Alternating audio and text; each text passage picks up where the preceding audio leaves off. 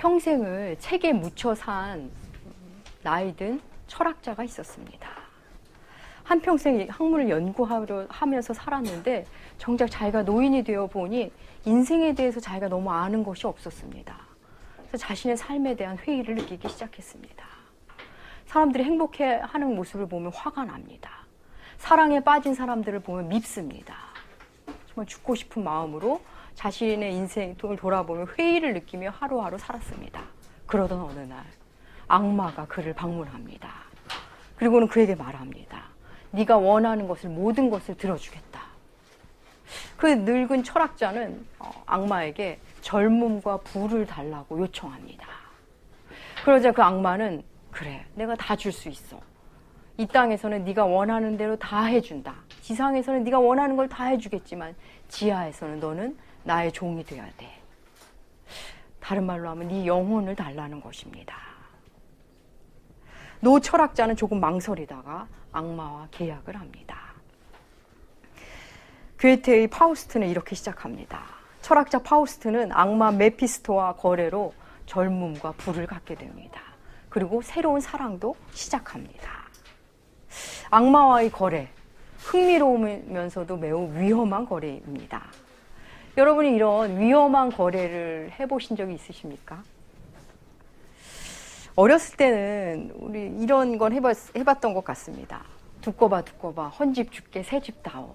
그리고 또 이를 뽑아서 지붕에 던지면서 헌니 줄게 새이 다오. 이런 아주 놀이 같은 거래를 해본 적은 있지만 우리는 이렇게 큰 거래를 하는 일은 거의 없는 것 같습니다. 이렇게 이걸 주마, 이걸 해줄게. 이걸 하면 이걸 주마. 이런 큰 거래가 여러분에게도 찾아올지 모르겠습니다. 오늘은 예수님이 받으신 그 세 번째 시험, 마귀는 우리가 앞서 살펴본 두 번째 시험과는 달리 이번 시험에서는 거래를 제안합니다. 사탄은 예수님을 지극히 높은 산으로 데려가서 천하 만국과 영광을 보여줍니다. 그리고는 만일 내가 내게 엎드려 절을 한다면 이것을 너에게 다 주마, 이렇게 말을 합니다. 그런데 이거 헬라어 원문은 이 말이 순서가 우리랑은 다릅니다. 우리 성경은 네가 나에게 절을 한다면 이것을 주마지만 헬라어 원어는 먼저 보여주고 이것을 주마, 네가 나에게 절하고 경배한다면, 이런 순서입니다. 여러분, 영화에서도 은밀한 거래가 이루어질 때 검은 서류 가방을 탁 열면서 돈이 가득 찬 걸 먼저 보여주지 않습니까? 그러면서 이걸 줄게. 돈을 본 상대는 이미 마음이 기울어져 있습니다. 웬만하면 들어주려고 하고 있습니다. 그때 하기 힘든 것을 제안합니다. 메피스토도 그 방법을 쓴 것입니다. 원하는 것을 다 주마. 그러면 이걸 해다오. 이렇게 하는 겁니다. 본문 속 사단 역시 그런 수법을 쓰고 있습니다. 여러분, 높은 곳에 올라가서 아래를 내려다보면 여러분 어떤 생각이 드십니까? 산에 올라가서 아래를 보면 아파트도 작고 빌딩도 작고, 그걸 보면서 삶의 자리에 연연해하고 내가 불안했던 것이 참 작은 거구나. 참 인생은 참 나의 삶이라는 게 어쩌면 전체로 보면 아주 작은 거겠구나 하며 겸손을 배우고 내려오는 사람도 있습니다. 그런가 하면 산 아래를 보며 모두 얕보는 사람도 있습니다. 다 별거 아니구만, 다 내 손 안에 있어 하면서 그런 착각으로 비현실적인 우월감과 교만을 챙겨가지고 내려오는 사람도 있습니다. 사탄은 늘 후자를 이용합니다. 사탄은 천하 만국의 영광을 주겠다며 예수님을 유혹합니다. 예수님은 이 땅을 구원하기 위해서 오신 하나님이십니다. 예수님은 구원하시되 하나님의 방법으로 구원하시는 것이 목적이지 무조건 구원, 그것을 하기 위해 오신 분이 아닙니다. 성부 하나님의 방법으로 해야 합니다. 또한 누군가에 의해 누군가가 주는 영광을 취하기 위해 이 땅에 오신 분은 더더욱 아닙니다. 사단은 천하 만국과 영광을 예수님께 주겠다고 말합니다. 여러분, 이 말이 좀 이상하지 않습니까? 천하 만국과 영광이 사탄의 것일까요? 대답하기가 좀 어려우실 겁니다. 에베소서 2장 2절, 주보 뒤에 있는 에베소서 2장 2절 우리 함께 읽으시겠습니다. 그때 너희는 그 가운데서 행하여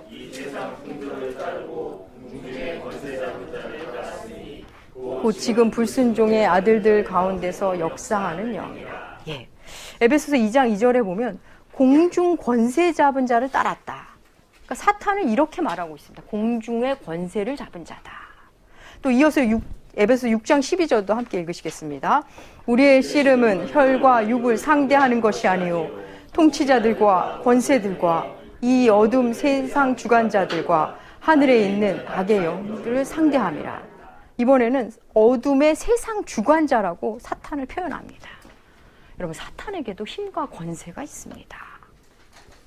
그것은 하나님이 허용한 범위이기도 하지만 사실 사람들이 부여한 힘이기도 합니다. 하나님의 자리에 앉아서 사람들의 숭배를 받는 것은 모두 우상입니다. 세상의 모든 우상은 사단이 활용하기 가장 좋은 지점이 됩니다. 여러분, 우상은 놀랍게도 어떤 악마적 힘을 갖고 있다는 거 아십니까? 그런데 그 악마적 힘을 준 것이 바로 사람들입니다. 종교라는 이름의 우상은 말할 것도 없고 우리 일상 속에 있는 우상들도 그러합니다. 한번 예를 들어볼까요? 여러분, 자녀가 우상인 사람은 자녀로 인해 천국도 경험하지만 바로 그 자녀 때문에 지옥도 경험합니다. 늘 외모에 신경 쓰는 사람은 외모에 전전긍긍하다가 다른 것을 다 놓치는 사람이 됩니다. 오늘날은 돈이 우상한 사람이 참 많은데 이것은 돈이 많고 적음을 말하는 게 아닙니다. 돈이 적은데도 돈을 우상으로 삼는 사람도 굉장히 많습니다. 돈이 많지만 돈과 거리를 두고 우상화하지 않는 사람도 있습니다. 자녀, 돈, 외모, 여러분, 그것 자체가 우상의 자리로 간 게 아닙니다. 우리가 그것을 우상화한 것입니다. 사람이 그것을 우상으로 삼자 그 우상은 악마적 힘을 갖기 시작합니다. 그래서 그 힘을 자신을 우상화해 준 그 사람에게 발휘합니다. 그 악마적 힘으로 자신을 우상으로 만들어준 그 사람의 목을 쥐기 시작합니다.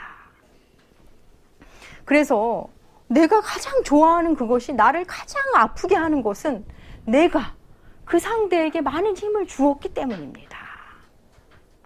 소설가 이민규 씨는 자신의 작품 죽은 왕녀를 위한 파바늘을 쓰고 마지막 작가의 말에 자신의 감정을 이렇게 쏟아놓습니다. 외모 중심 사회를 아파하면서 이런 말을 합니다. 부와 아름다움에 강력한 힘을 부여해 준 것은 그렇지 못한 절대 다수이다. 그럼 공감하지 않으십니까? 그는 이어 이 세상은 끊임없이 힘을 가진 자를 부러워하고 힘없는 자신을 부끄러워하게 만든다고 말합니다. 그래서 인류가 설정한 진화의 방향이 그 방향을 탔다고 말합니다. 여러분, 우상은 반드시 그 우상을 만든 사람을 망쳐놓습니다. 결국 그 악마적 힘을 다른 데가 아닌 우상을 만들어준 그에게 발휘합니다. 우상의 중심에는 변형된 자아가 다 들어있습니다. 그래서 스스로 자신을 찌르는 격이 됩니다. 여러분, 사탄은, 마귀는 나를 닮아라, 나처럼 살아라, 혹은 나와 친해지자 하지 않습니다. 사탄에게 인간은 언제나 도구에 불과합니다. 사탄은 우리가 사탄을 믿든 안 믿든 상관없습니다. 그냥 이용만 하면 됩니다. 이 땅에서 그 어떤 조직에서 사람을 도구로 삼는다면 그 조직이 어디든 그 방법은 사탄적인 것입니다. 여러분, 우상은 사람이 만듭니다. 사람의 손으로 친히 우상의 형상을 만들고 숭배합니다. 아무것도 아니었는데 우상화시키고 나면 힘을 갖습니다. 영향력을 발휘합니다. 그렇게 된 것에는 사람들이 힘을 모아 그를 우상화시켰기 때문입니다. 그 명백한 예가 출애굽기에 나옵니다. 여러분, 모세가 시내산에서 하나님께 계명을 받을 때 시내산 산 아래에 있는 사람은 무엇을 했죠? 금송아지를 만들었습니다. 금송아지, 금송아지는 금으로 그들이 가지고 있는 금을 모아서 만든 형태입니다. 여러분, 아론이 그 금을 모아서 금송아지로 만들기 전에 그건 원래 무엇이었습니까? 맞아요. 그냥 금붙이에 불과했습니다. 그냥 금쪼가리, 금붙이, 장신구에 불과했는데 사람들이 모아서 송아지를 만들자 영험한 힘을 가진 우상이 됩니다. 그들은 그것을 하나님이라고 예배했습니다. 아무것도 아니었던 것이 뭔가 신비로운 힘을 가진 물건으로 둔갑합니다. 모두 사람들이 힘을 모아 만든 우상입니다. 인간은 놀랍게도 영광을 창출해낼 줄 아는 존재입니다. 여러분, 한 사람을 칭송하고 그에게 신적 권위를 부여하면 그가 하는 말이 다 달라집니다. 뭔가 있어 보입니다. 사이비 교주를 만들어내는 것은 시간 문제입니다. 그렇게 힘을 모아주면 권력이 됩니다. 권력은 어떤 마력을 갖고 있습니다. 그런 이유는 본디 권력은 하나님만 가질 수 있는 것이었기 때문입니다. 여러분, 사람이 하나님께 영광을 돌리고 하나님께 힘을 드리고 권세를 드린다고 해서 하나님의 영광이 커지는 게 아닙니다. 하나님은 이미 완전한 영광을 가지고 계신 분입니다. 예수께서도 그 말씀을 친히 이렇게 하셨습니다. 요한복음 5장 41절 우리 함께 읽으시겠습니다. 나는 사람에게서 영광을 취하지. 예, 하나님은 이미 온전한 영광을 가지신 분이기 때문에 우리로부터 영광을 취하는 분은 아닙니다. 영광을 돌리면 우리에게 유익한 거고 본디 그분이 가진 영광을 드러내는 것뿐이지 우리로 인해 그분의 영광이 더 커지는 건 결코 아닙니다. 하나님은 권세의 근원이십니다.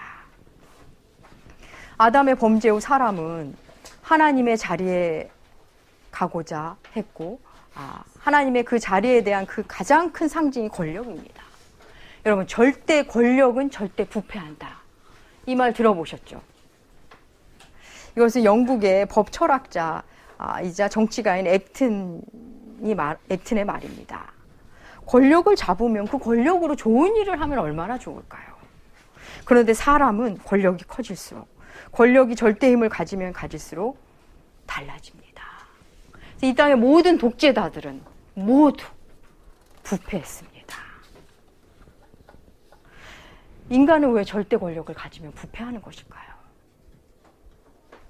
권세와 권력은 본디 하나님의 것입니다. 하나님만 가질 수 있는 것이었습니다. 그런데 사람이 갖자 그것을 변질시키기 시작한 것입니다. 자신을 위해, 자기만을 위해 사용하기 시작합니다. 여러분, 연인끼리 또 부부 사이에 가끔 이렇게 선택을 요구하는 질문들을 하지 않습니까? 젊은 연인들이라면 뭐 요즘은 이런 질문이 있을 수 있겠죠. 게임이야, 나야? 선택해. 친구야, 나야? 이렇게 선택하라고 종용할 때가 있을 겁니다. 또 기혼 부부라면 뭐 이럴 수 있겠죠. 어머님이야, 나야? 나야, 일이야? 뭐 상대방에게 선택을 종용합니다. 둘 중에 하나 선택해. 근데 이 말 안에는 어서 나라고 말해줘. 이 말이 담겨 있습니다. 우리 남성분들 마음을 잘 담아두시면 좋겠습니다. 다소 유아기적 표현으로 사랑을 확인하고 싶어 하는 모습입니다. 이것은 난 당신에게 사랑스러운 권력자가 되고 싶어. 이런 표현입니다. 사실 누군가를 내 마음에 드는 사람으로 만들고 싶고 또 나만 사랑하게 하고 싶은 것, 너라는 하나의 세상을 갖고 싶다는 겁니다. 너라는 하나의 세상에 내가 권력자가 되고 싶다는 것입니다. 그래서 상대를 내 마음대로 조종하겠다는, 당신의 컨트롤 타워는 나여야만 해, 나밖에 없어 라는 것입니다. 그 범위와 수위가 낮을 때는 좋고 사랑스럽지만 이게 점점 커지면 사랑이란 이름의 권력으로 전락됩니다. 여러분, 집안에도 절대 권력자가 생기면 가정이 지옥이 될 수 있습니다. 아버지나 엄마 한 사람이 절대 권력을 가지면 그 가족 구성원의 나머지들은 굉장히 고통스럽고 피곤할 수 있습니다. 또 자녀가 예쁘다고 자녀의 요구를 다 들어주면 그 아이는 어느새 꼬마 권력자가 됩니다. 갖고 싶은 거 다 가져야 하고, 먹고 싶은 거 다 먹어야 되고, 하고 싶은 말 다 해야 되고, 하고 싶은 성질을 부린다 그러죠. 그런 거 다 해야 되고, 작은 폭군이 됩니다. 이것은 아이의 잘못이라기보다는 그 아이에게 힘을 부여한 부모의, 그 부모가 아이에게 힘을 부여한 결과입니다. 인간은 권력과 영광을 창출해내지만 그 권력을 사용하기에는 너무나 악한 죄인입니다. 돈이나 쾌락보다 더 달콤한 게 권력일 수 있습니다. 이 자본주의 사회에서는 또 부패한 이 사회, 현대 사회에서는 권력을 키우면 그 권력으로 돈과 쾌락을 가질 수 있습니다.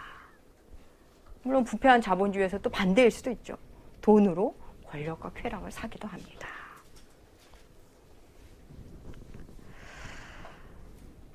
나의 생각을 다른 이에게 주입시켜서 내 뜻대로 움직이게 한다는 것, 얼마나 놀라운 쾌감이 있을까요? 사람들은 그것을 경험하면 권력에 중독이 됩니다. 그래서 내 뜻대로 되지 않는 것을 못 견디는 사람이 됩니다.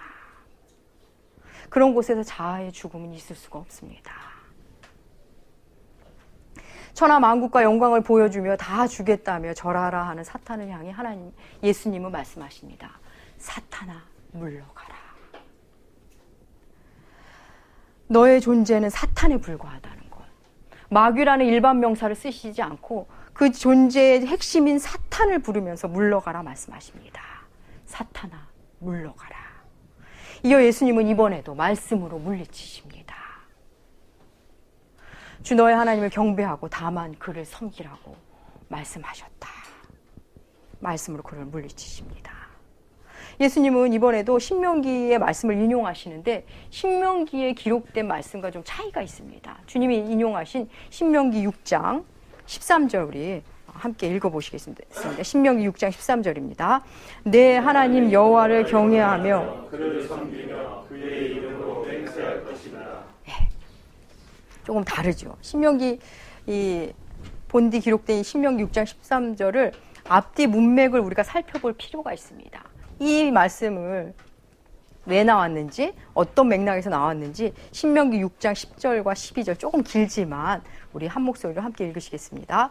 내 하나님 여호와께서 내 조상 아브라함과 이삭과 야곱을 향하여 내게 주리라 맹세하신 땅으로 너를 들어가게 하시고 내가 건축하지 아니한 크고 아름다운 성읍을 얻게 하시며 내가 채우지 아니한 아름다운 물건이 가득 찬 내가 파지 아니한 우물을 차지하시며 내가 심지 아니한 차지하게 하사 내게 배불리 먹게 하실 때에 너는 조심하여 너를 애굽 땅 종 되었던 집에서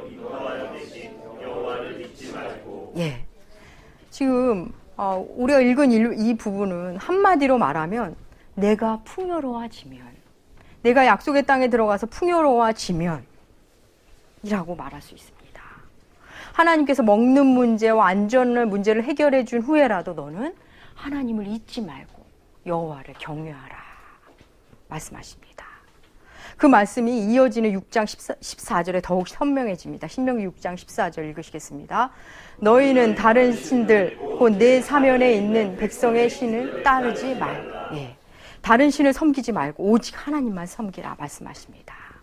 풍요 속에서 또 다른 거짓 풍요를 위해 다른 신을 섬기지 말라고 말씀하십니다. 우리가 참 풍요 중에 있지만 그 풍요 속에서 빈곤을 많이 느꼈다는 이유로 사탄에게 종속된다면, 풍요를 얻기 위해, 또 다른 풍요를 위해 사탄에게 절하게 된다면 우리는 사탄에게 종속됩니다. 파우스트가 메피스토와 계약을 맺는 순간 지상에서는 뭐든지 원하는 대로 되고 자기가 하고 싶은 대로 다 하는 것 같지만 이미 그는 메피스토의 하수인에 불과합니다. 사탄에게 종속되는 순간 우리는 진리를 추구하는 영적인 힘, 영적인 자유를 모두 서서히 잃게 됩니다. 우리는 예수님이 받으신 이런 시험, 혹은 파우스트가 메피스토에게 받은 이런 제안처럼 극단적인 시험을 받을 일은 없습니다. 그럼에도 마귀의 이 유혹은 예수님 당시의 사람들보다 어쩌면 더 현실적인 시험으로 우리에게 온다는 거 아십니까? 오늘날 많은 젊은이들을 비롯해 현대인들이 부정한 방법으로 돈과 권력을 손에 넣고 싶어 합니다. 그도 그럴 것이 눈만 뜨면 가상 공간에 들어가 활동을 합니다. 화려한 드라마, 비현실적인 주인공들. 우리의 눈과 귀는 이미 욕망에 길들여져. 어쩌면 사탄이 우리에게 제안도 하기 전에 우리가 먼저 내가 절할 테니 세상을 좀 주렴. 돈과 권력을 내게 주라. 네가 원하는 거 내가 조금 해줄게. 말하기도 합니다. 예수님께 천하만국과 영광을 주겠다며 높은 곳으로 가서 먼저 줄 것을 보여줍니다. 이 땅을 먼저 보여준 그 사탄은 우리에게도 유사한 방법을 씁니다. 먼저 우리에게 목표를 자꾸 정하라고 자꾸 얘기합니다. 그리고 청사진을 막 제시해 줍니다. 비전이란 이름으로, 삶의 목표라는 멋진 이름으로, 야, 이 정도는 가져야지. 한번 태어났으면 이 정도 일은 해내야지. 일단 목표를 정한 후에 그 다음에 하나님을 찾으라고 말합니다. 매우 신령한 목적을 가진 채 세상적 방법을 취하든가, 혹은 포장과 명분은 굉장히 신령한데 가치관은 사실 세상적인 것들이 얼마나 많은지 모릅니다. 물론 목표를 정한 것은 나쁘는 것은 아닙니다. 하지만 우리 그리스도인들은 주어진 일을 성실히, 크던 작던, 아니 작더라도 하루하루를 성실히 살다 보니 어느새 내가 큰 일을 이루었구나 하는 사람들이 그리스도인입니다. 처음부터 거대한 목표를 잡아놓고 그것만 바라보며 사는 거랑은 좀 다릅니다. 또 목표를 세웠다면, 건강하게 목표를 세웠다면 그 목표와 목표를 이루는 방법이 그 결이 같아야 합니다. 사실 믿음의 뿌리가 약한 사람들이 거대한 목표를 세워놓은 채 그 목표 자체가 우상이 되는 경우를 참 많이 보게 됩니다. 교회라는 이름으로도 그런 경우를 왕왕 목격하게 됩니다. 여러분, 토사구팽이라는 한자어가 있습니다. 사냥개를 데리고 이제 토끼 사냥을 갔다가 토끼를 잡은 후에 이제 쓸모 없어진 사냥개를 삶아 먹는다는 말입니다. 필요할 때는 썼다가 필요 없으면 버린다는 의미입니다. 사탄에게 인간은 언제나 토사구팽의 그 개에 불과한 존재입니다. 이런저런 화려함과 좋은 것을 보여주면서 다가오지만 끝은 언제나 죽음입니다. 하지만 우리 하나님은 환난과 고난, 십자가, 힘겨운 것으로 우리에게 다가오지만 끝은 언제나 생명이고 영생이고 부활입니다. 예수님은 힘과 권력으로 세상을 구원하지 않으십니다. 정반대 지점에 있는 십자가로 구원하십니다. 세상은 이미 사탄에게 절하며 사는 이들로 가득 차 있습니다. 괴테의 파우스트라는 작품은 사람이 원하는 것을 갖기 위해서라면 악마와도 계약을 맺을 수 있는 존재임을 보여주는 작품입니다. 여러분, 우리 기독교 역사에는 왜 이렇게 순교자가 많은 걸까요? 예수 아닌 다른 것을 선택하느니 죽음을 선택하겠다는 것입니다. 이 땅에서 예수 없이 사느니, 예수를 부인하며 사느니 죽겠다는 사람들입니다. 그들이 그렇게 목숨을 걸고 놓지 않은 예수 그리스도, 그분을 경배하는 일, 그 일을 우리는 너무나 쉽게 놓는 것은 아닐까요? 주를 예배하고 그분을 찬양하고 그분을 섬기는 일은 언제나 두 번째이고, 목표를 세우고 성취하고 전진하는 일이 늘 우선순위, 최우선순위에 있는 건 아닐까요? 사랑하는 나무교회 교우 여러분, 여러분의 일상에서 작지만 은밀한 거래가 찾아올 때 주님이 하신 것처럼 우리도 합시다. 사탄아 물러가라. 나는 나의 주 하나님만 경배하고 그만 섬길 것이다. 선포합시다. 선포한 대로 살고 무엇보다 삶으로 선포합시다. 주님이 이기신 시험입니다. 주님만 의지하면, 주님 뒤만 바짝 따라가면 우리 역시 당연히 이기는 자로 살게 됩니다. 사랑하는 나무교회 교우 여러분, 여러분이 결단하시고 말씀에 의지하여 우리 주님만 바라보며 따라 사신다면 반드시 주께서 승리의 삶으로 인도하실 것입니다. 기도하겠습니다. 하나님 아버지 감사합니다. 모든 시험을 이기신 우리 주님, 주님 뒤를 따르며 우리도 시험에 승리하는 삶을 살게 하여 주시옵소서. 나조차고 만든 우상들을 어서 발견하고 그 우상들을 회파하는, 그래서 오직 주님만을 섬기는 우리 각 사람들 되게 하여 주시옵소서. 감사드리며 존귀하신 예수님의 이름으로 기도합니다. 아멘.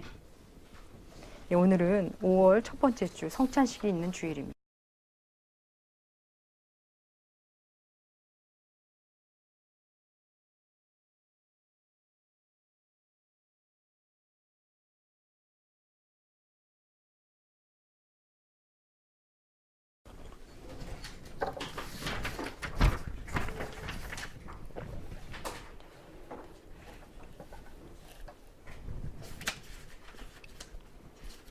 덥진 않으세요? 괜찮으십니까?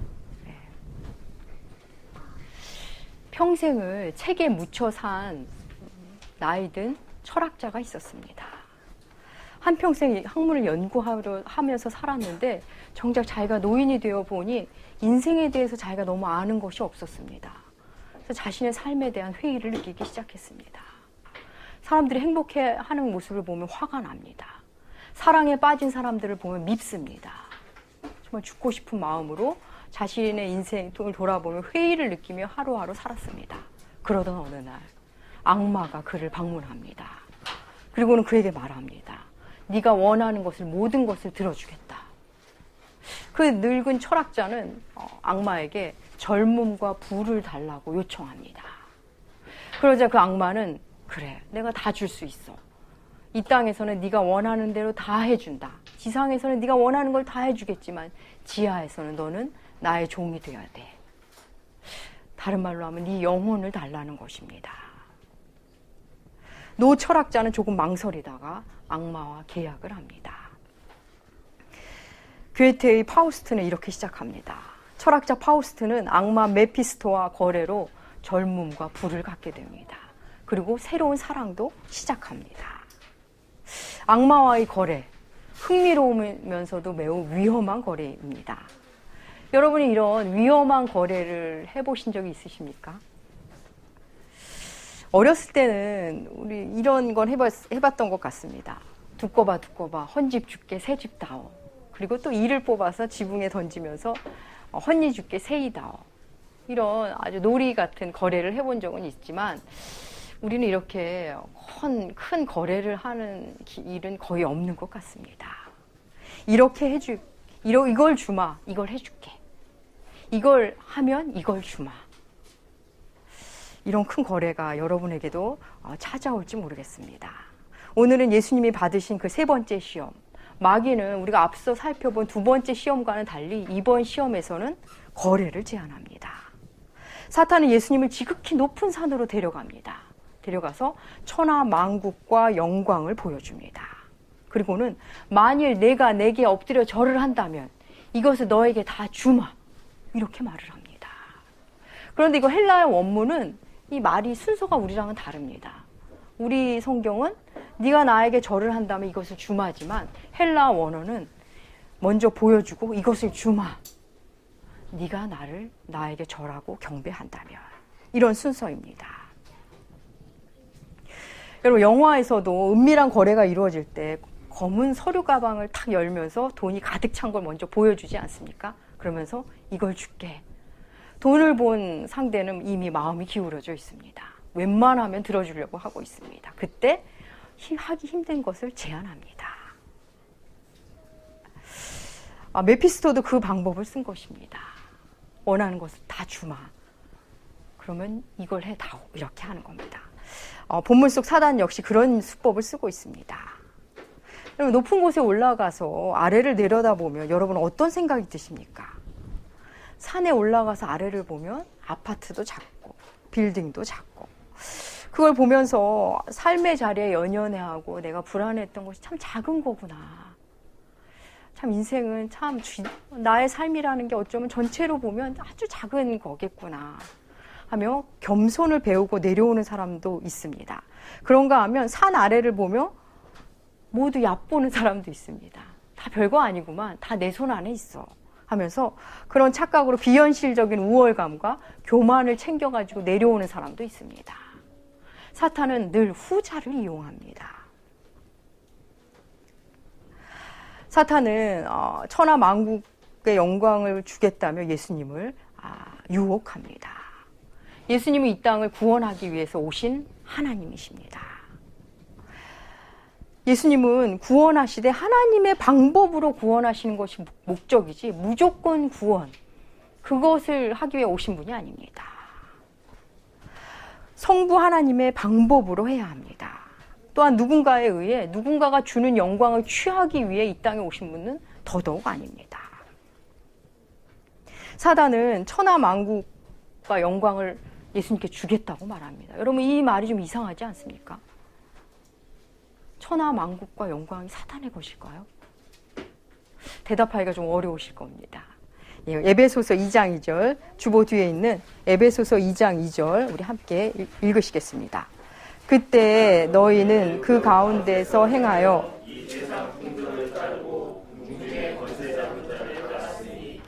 곧 지금 불순종의 아들들 가운데서 역사하는 영이라. 예.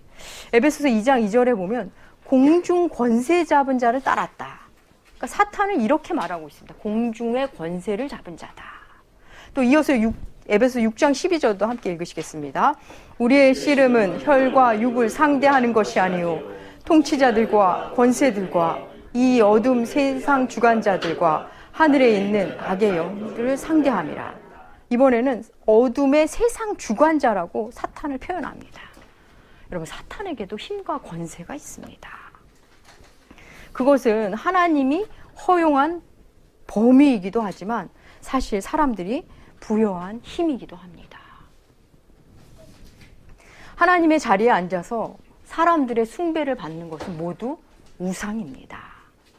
세상의 모든 우상은 사단이 활용하기 가장 좋은 지점이 됩니다. 여러분, 우상은 놀랍게도 어떤 악마적 힘을 갖고 있다는 거 아십니까? 그런데 그 악마적 힘을 준 것이 바로 사람들입니다. 종교라는 이름의 우상은 말할 것도 없고 우리 일상 속에 있는 우상들도 그러합니다. 한번 예를 들어볼까요? 여러분, 자녀가 우상인 사람은 자녀로 인해 천국도 경험하지만 바로 그 자녀 때문에 지옥도 경험합니다. 늘 외모에 신경 쓰는 사람은 외모에 전전긍긍하다가 다른 것을 다 놓치는 사람이 됩니다. 오늘날은 돈이 우상한 사람이 참 많은데 이것은 돈이 많고 적음을 말하는 게 아닙니다. 돈이 적은데도 돈을 우상으로 삼는 사람도 굉장히 많습니다. 돈이 많지만 돈과 거리를 두고 우상화하지 않는 사람도 있습니다. 자녀, 돈, 외모, 여러분, 그것 자체가 우상의 자리로 간 게 아닙니다. 우리가 그것을 우상화한 것입니다. 사람이 그것을 우상으로 삼자 그 우상은 악마적 힘을 갖기 시작합니다. 그래서 그 힘을 자신을 우상화해 준 그 사람에게 발휘합니다. 그 악마적 힘으로 자신을 우상으로 만들어준 그 사람의 목을 쥐기 시작합니다. 그래서 내가 가장 좋아하는 그것이 나를 가장 아프게 하는 것은 내가 그 상대에게 많은 힘을 주었기 때문입니다. 소설가 이민규 씨는 자신의 작품 죽은 왕녀를 위한 파바늘을 쓰고 마지막 작가의 말에 자신의 감정을 이렇게 쏟아놓습니다. 외모 중심 사회를 아파하면서 이런 말을 합니다. 부와 아름다움에 강력한 힘을 부여해 준 것은 그렇지 못한 절대 다수이다. 공감하지 않으십니까? 그는 이어 이 세상은 끊임없이 힘을 가진 자를 부러워하고 힘없는 자신을 부끄러워하게 만든다고 말합니다.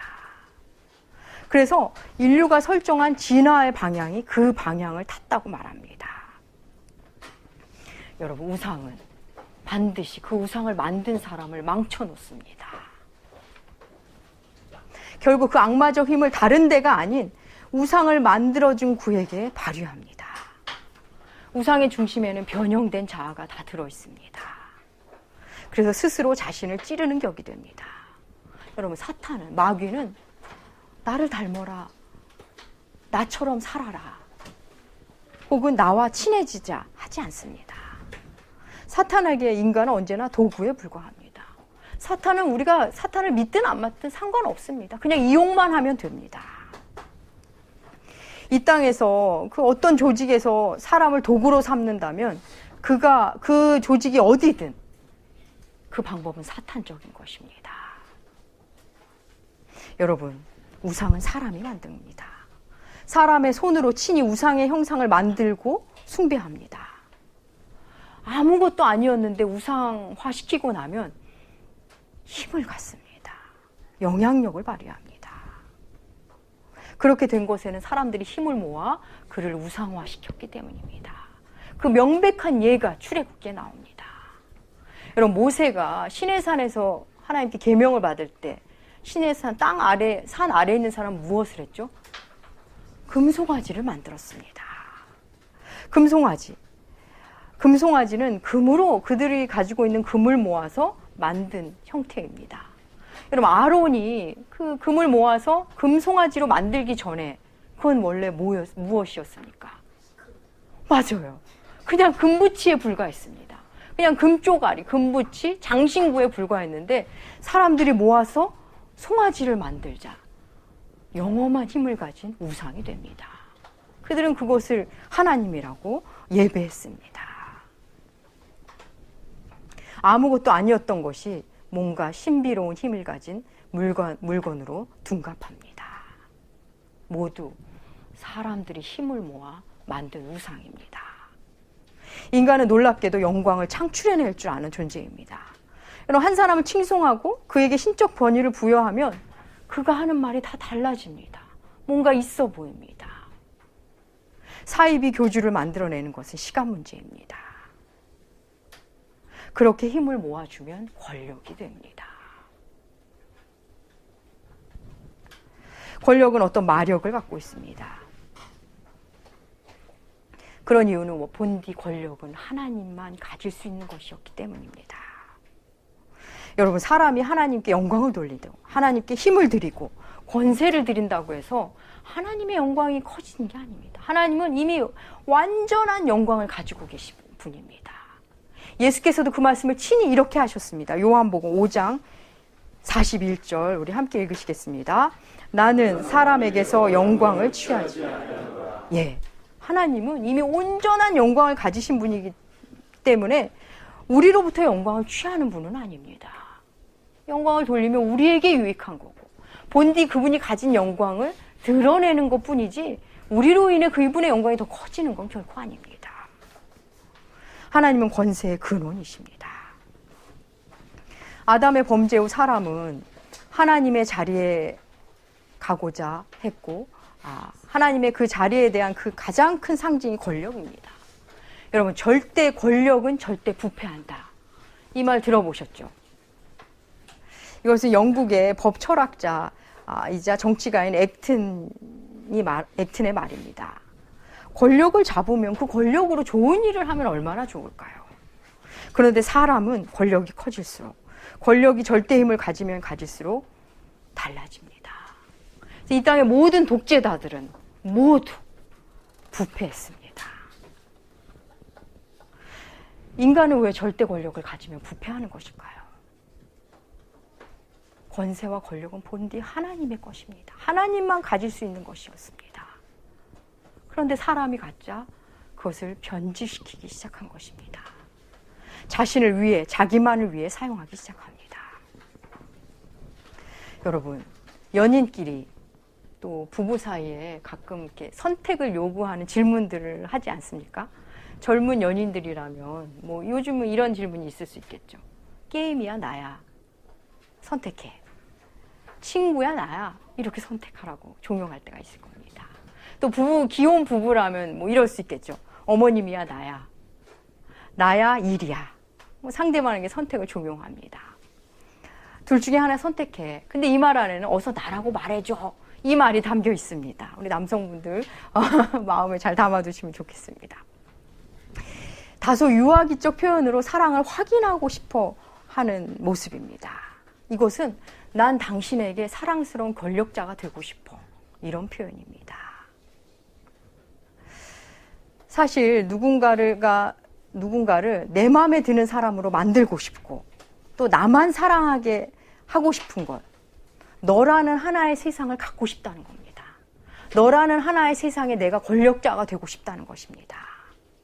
그래서 상대를 내 마음대로 조종하겠다는, 당신의 컨트롤 타워는 나여야만 해.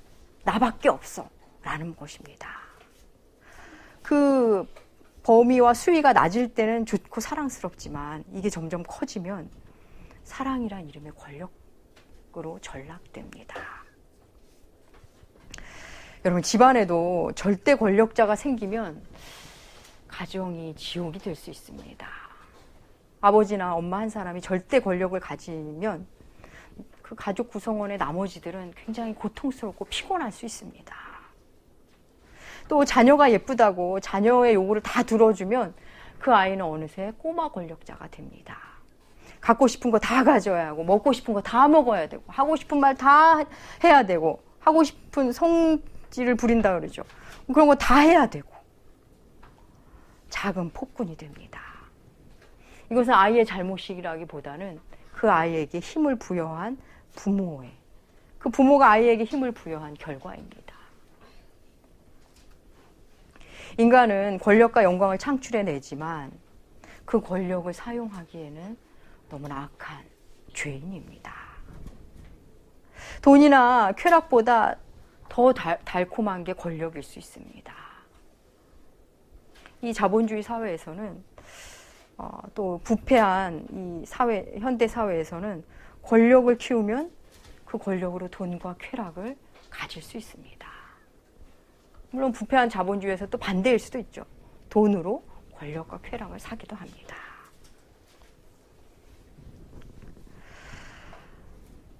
나의 생각을 다른 이에게 주입시켜서 내 뜻대로 움직이게 한다는 것, 얼마나 놀라운 쾌감이 있을까요? 사람들은 그것을 경험하면 권력에 중독이 됩니다. 그래서 내 뜻대로 되지 않는 것을 못 견디는 사람이 됩니다. 그런 곳에서 자아의 죽음은 있을 수가 없습니다. 천하 만국과 영광을 보여주며 다 주겠다며 절하라 하는 사탄을 향해 예수님은 말씀하십니다. 사탄아, 물러가라. 너의 존재는 사탄에 불과하다는 것. 마귀라는 일반 명사를 쓰시지 않고 그 존재의 핵심인 사탄을 부르면서 물러가라 말씀하십니다. 사탄아, 물러가라. 이어 예수님은 이번에도 말씀으로 물리치십니다. 주 너의 하나님을 경배하고 다만 그를 섬기라고 말씀하셨다. 말씀으로 그를 물리치십니다. 예수님은 이번에도 신명기의 말씀을 인용하시는데 신명기에 기록된 말씀과 좀 차이가 있습니다. 주님이 인용하신 신명기 6장 13절 우리 함께 읽어보시겠습니다. 신명기 6장 13절입니다. 내 하나님 여호와를 경외하며 그를 섬기며 그의 이름으로 맹세할 것이다. 네. 조금 다르죠. 신명기 본디 기록된 신명기 6장 13절을 앞뒤 문맥을 우리가 살펴볼 필요가 있습니다. 이 말씀을 왜 나왔는지, 어떤 맥락에서 나왔는지 신명기 6장 10절과 12절 조금 길지만 우리 한 목소리로 함께 읽으시겠습니다.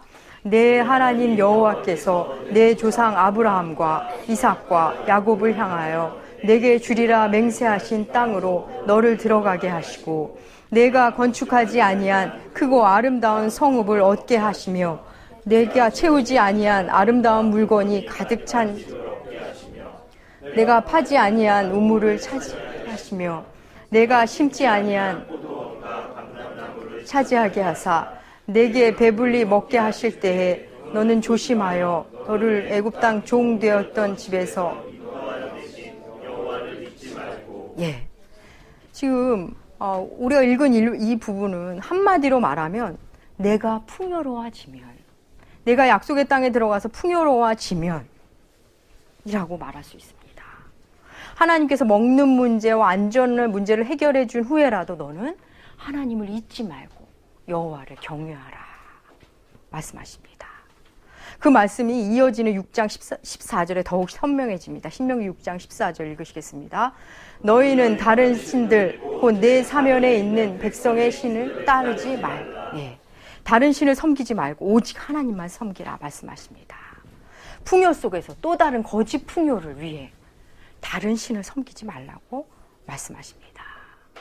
우리가 참 풍요 중에 있지만 그 풍요 속에서 빈곤을 많이 느꼈다는 이유로 사탄에게 종속된다면, 풍요를 얻기 위해 또 다른 풍요를 위해 사탄에게 절하게 된다면 우리는 사탄에게 종속됩니다. 파우스트가 메피스토와 계약을 맺는 순간 지상에서는 뭐든지 원하는 대로 되고 자기가 하고 싶은 대로 다 하는 것 같지만 이미 그는 메피스토의 하수인에 불과합니다. 사탄에게 종속되는 순간 우리는 진리를 추구하는 영적인 힘, 영적인 자유를 모두 서서히 잃게 됩니다. 우리는 예수님이 받으신 이런 시험, 혹은 파우스트가 메피스토에게 받은 이런 제안처럼 극단적인 시험을 받을 일은 없습니다. 그럼에도 마귀의 유혹은 예수님 당시의 사람들보다 어쩌면 더 현실적인 시험으로 우리에게 온다는 거 아십니까? 오늘날 많은 젊은이들을 비롯해 현대인들이 부정한 방법으로 돈과 권력을 손에 넣고 싶어 합니다. 그도 그럴 것이 눈만 뜨면 가상 공간에 들어가 활동을 합니다. 화려한 드라마, 비현실적인 주인공들. 우리의 눈과 귀는 이미 욕망에 길들여져 어쩌면 사탄이 우리에게 제안도 하기 전에 우리가 먼저 내가 절할 테니 세상을 좀 주렴. 돈과 권력을 내게 주라. 네가 원하는 거 내가 조금 해줄게. 말하기도 합니다. 예수님께 천하 만국과 영광을 주겠다며 높은 곳으로 가서 먼저 줄 것을 보여줍니다. 이 땅을 먼저 보여준 그 사탄은 우리에게도 유사한 방법을 씁니다. 먼저 우리에게 목표를 자꾸 정하라고 자꾸 얘기합니다. 그리고 청사진을 막 제시해 줍니다. 비전이란 이름으로, 삶의 목표라는 멋진 이름으로, 야, 이 정도는 가져야지. 한번 태어났으면 이 정도 일은 해내야지. 일단 목표를 정한 후에 그 다음에 하나님을 찾으라고 말합니다. 매우 신령한 목적을 가진 채 세상적 방법을 취하든가, 혹은 포장과 명분은 굉장히 신령한데 가치관은 사실 세상적인 것들이 얼마나 많은지 모릅니다. 물론 목표를 정한 것은 나쁘는 것은 아닙니다. 하지만 우리 그리스도인들은 주어진 일을 성실히, 크던 작던, 아니 작더라도 하루하루를 성실히 살다 보니 어느새 내가 큰 일을 이루었구나 하는 사람들이 그리스도인입니다.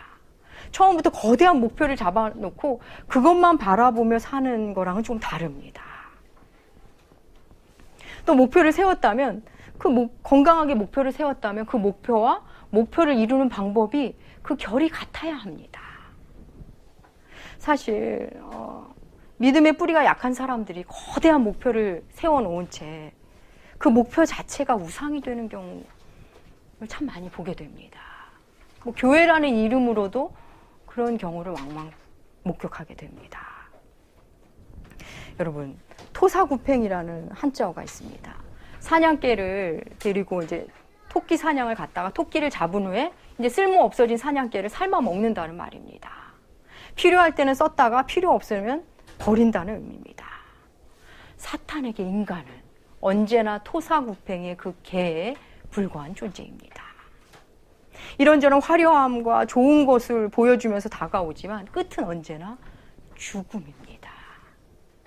하지만 우리 하나님은 환난과 고난, 십자가, 힘겨운 것으로 우리에게 다가오지만 끝은 언제나 생명이고 영생이고 부활입니다. 예수님은 힘과 권력으로 세상을 구원하지 않으십니다. 정반대 지점에 있는 십자가로 구원하십니다. 세상은 이미 사탄에게 절하며 사는 이들로 가득 차 있습니다.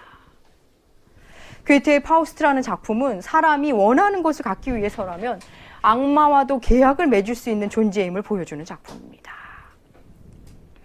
여러분, 우리 기독교 역사에는 왜 이렇게 순교자가 많은 걸까요? 예수 아닌 다른 것을 선택하느니 죽음을 선택하겠다는 것입니다. 이 땅에서 예수 없이 사느니, 예수를 부인하며 사느니 죽겠다는 사람들입니다. 그들이 그렇게 목숨을 걸고 놓지 않은 예수 그리스도, 그분을 경배하는 일, 그 일을 우리는 너무나 쉽게 놓는 것은 아닐까요? 주를 예배하고 그분을 찬양하고 그분을 섬기는 일은 언제나 두 번째이고, 목표를 세우고 성취하고 전진하는 일이 늘 우선순위, 최우선순위에 있는 건 아닐까요? 사랑하는 나무교회 교우 여러분, 여러분의 일상에서 작지만 은밀한 거래가 찾아올 때 주님이 하신 것처럼 우리도 합시다. 사탄아 물러가라. 나는 나의 주 하나님만 경배하고 그만 섬길 것이다. 선포합시다. 선포한 대로 살고 무엇보다 삶으로 선포합시다. 주님이 이기신 시험입니다.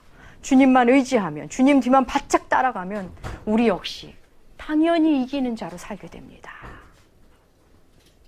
사랑하는 나무교회 교우 여러분, 여러분이 결단하시고 말씀에 의지하여 우리 주님만 바라보며 따라 사신다면 반드시 주께서 승리의 삶으로 인도하실 것입니다. 기도하겠습니다. 하나님 아버지 감사합니다. 모든 시험을 이기신 우리 주님, 주님 뒤를 따르며 우리도 시험에 승리하는 삶을 살게 하여 주시옵소서. 나 좋자고 만든 우상들을 어서 발견하고 그 우상들을 회파하는, 그래서 오직 주님만을 섬기는 우리 각 사람들 되게 하여 주시옵소서. 감사드리며 존귀하신 예수님의 이름으로 기도합니다. 아멘.